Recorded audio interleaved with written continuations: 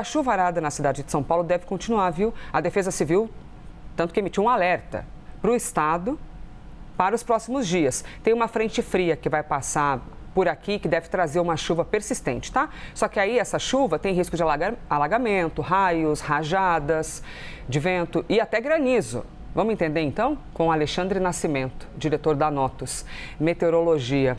Alexandre, já eu quero expandir inclusive o olhar para outros locais para além de São Paulo e até falar um pouquinho do sul do país, que é onde mais existe o registro de ciclone extratropical e tudo mais com problemas. Mas começando aqui, focando em São Paulo. E aí? O que esperar para os próximos dias, principalmente para quem está ali à espera de uma luz ser religada e tudo mais? Deve ter mais problema? Bem-vindo. Olá, Elisa, muito bom dia a todos. Olha, a gente continua aí sob o efeito, né, do clima, né, trazendo condições adversas. Obviamente que em relação ao que aconteceu aí no meio da semana, né, é uma situação diferente. A gente não deve ter aquele vento tão persistente, conforme foi relatado, foi um vento recorde, né, acontecendo sem nuvens, né? Isso, apesar de ser uma coisa tecnicamente falando, muito simples de acontecer, né? Nunca tinha acontecido no tamanho, né, que aconteceu. Mas, pois bem, agora o que nós temos é o seguinte: a gente tem um novo sistema de baixa pressão, mega diferente, né, do que formou o tal ciclone, mas ele continua, né, entre o Paraguai, o norte da Argentina e o Brasil, canalizando o corredor de umidade que desce lá da Amazônia e vem aqui, né, para os estados do Paraná, São Paulo, Rio e Minas. E aí o resultado disso, né, é a formação de chuva. Chuva essa que pode voltar a ter bastante intensidade, como aconteceu durante essa madrugada. Entre a noite e a madrugada de hoje, teve pontos aí de 30 a 50 milímetros, o que é bastante chuva, né, num intervalo de tempo tão pequeno.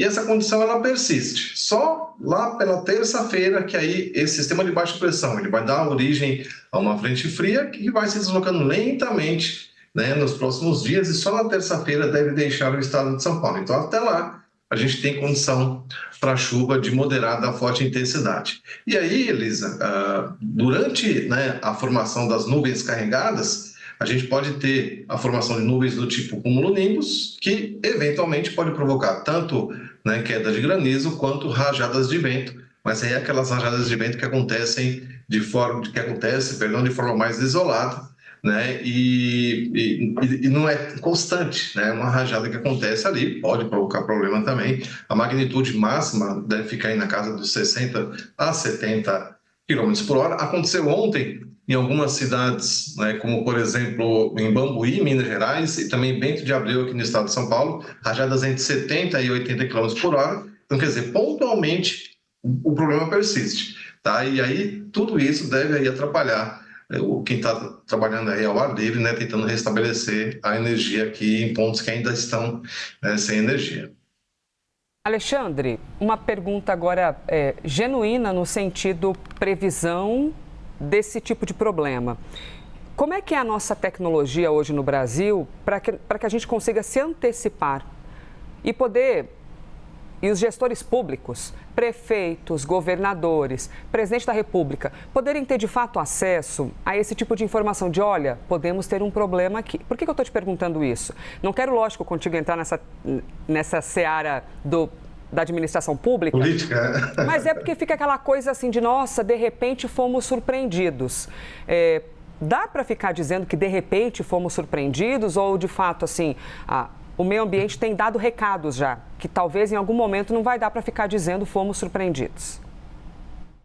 Olha, eu acho que você falou tudo, né? Nem dá para dizer que fomos surpreendidos, porque desde da Eco 92, né, vem se alertando que tudo que a gente está vivenciando hoje poderia acontecer e de fato vem acontecendo. Agora, sendo prático, né, sob o ponto de vista da previsão. Na semana passada, mais ou menos lá pela quinta e sexta-feira, já havia o indício da formação do ciclone. No sábado e domingo, né, no sábado a gente entrou aqui, inclusive, né, falando na possibilidade desse ciclone, né, que seria um ciclone bastante intenso. No domingo a gente fez matéria junto aí com vocês, então quer dizer... Antecipando 3, 4 dias, eu acredito que já seja suficiente. E isso, estou falando, né, aqui da Notos, mas o CEMADEM, né, as defesas civis estaduais, elas têm meteorologistas embarcados aí nos seus centros de operação. Todo mundo já estava vendo e alertando sobre isso 2, 3, 4 dias antes. Aí, né, vai aquela questão, né, do primeiro, acreditar, e segundo, criar todo aí os processos para tentar antecipar ou melhorar essa condição. O fato é que, né, a gente está vivenciando, Elisa, não vai mudar por enquanto, pelo menos nesse curto prazo, até porque quando a gente olha aí na prática o que está sendo feito para reduzir aí a emissão de gases, ainda é muito pouco. E mesmo que se zere hoje, por exemplo, né, o que seria um absurdo, eu estou falando, mas vamos imaginar de forma hipotética, a gente ainda tem aí um efeito, vamos dizer assim, uma inércia daquilo que, né, já está aí na atmosfera. Então, quer dizer, é uma situação bastante complicada mesmo, e a gente vai ter que mudar tudo quanto é protocolo, porque a situação é essa, né? Veja, lá em 2023, né, eu fiquei uma semana sem energia aqui na minha casa, e os ventos naquela ocasião chegaram, foi uma rajada, né, foi dessa, parecida com hoje, não estou dizendo que vai acontecer hoje na mesma magnitude, mas foi assim, uma rajada proveniente de uma tempestade. Chegou a 107 km por hora. Né? 107 nunca tinha acontecido em São Paulo, vento recorde. Né? O ano seguinte, né, caprichosamente, 108. Então, quer dizer, novo recorde. 1 km por hora a mais, batendo um novo recorde. Então, quer dizer, aquilo que a gente, né, já ouvia, e até hoje a gente ouve ainda, isso é tempo de recorrência, isso já aconteceu no passado, né, só daqui a 30 anos. Não, um ano depois aconteceu. E ventos de 70 a 90 km por hora, né, já é suficiente para provocar todo esse caos.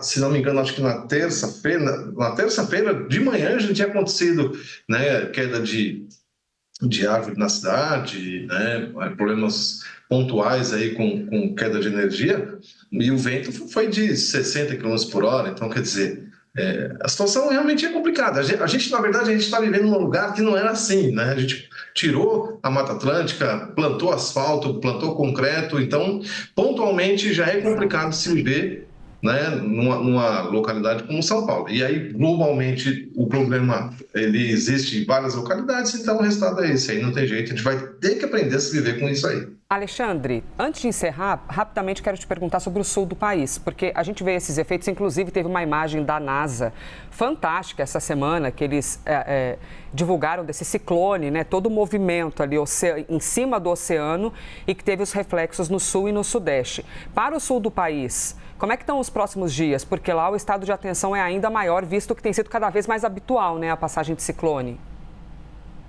A gente não vai ter um sistema parecido com esse agora, tá? Mas o estado do Paraná segue aí em atenção ou alerta, porque pode voltar a chover com forte intensidade. A gente está falando de volumes aí pontualmente, né, em 2, 3 dias, acima de 100 milímetros, em cima de localidades que já choveu mais, né, de 150 milímetros. Então, é mais nesse sentido, e aí pontualmente você pode ter rajada. Agora, o ciclone, né, não deve se formar por enquanto sobre Rio Grande do Sul e Santa Catarina, que foi onde aconteceu aí os piores problemas. Que bom ou menos mal. Alexandre, muito obrigada, hein? Alexandre Nascimento, diretor da Notos Meteorologia. Muito obrigada pela gentileza da participação. Bom fim de semana. Você também, até a próxima.